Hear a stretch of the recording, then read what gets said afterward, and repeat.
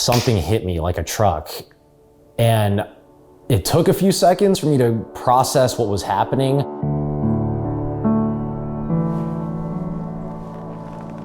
I work construction in the greater Los Angeles area, and as all Angelenos know, there are certain parts of LA that you don't want to find yourself in at night. And I remember it was about 5 a.m. and the sun's just beginning to start peeking through. I texted my wife that I just got off and that I'll be home soon. And right as I was about to hit send, something hit me like a truck. And it took a few seconds for me to process what was happening.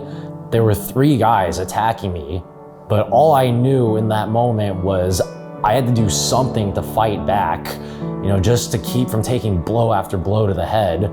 I just grabbed one of my tools and I start swinging. One of the guys pulls out a knife and he goes, "We want whatever you got." And I'm not one to comply with the thug, but at the same time, I knew there's 3 of them, 1 of me. Like, what am I gonna do? The odds aren't in my favor. I knew the best thing in that moment was just to give them whatever they wanted. So I told them I didn't have any money on me, but they could take all the tools in my tool belt. They weren't satisfied with that answer. They told me that they wanted the keys to my car. This time they start kicking me on the ground multiple times and I'm just bleeding.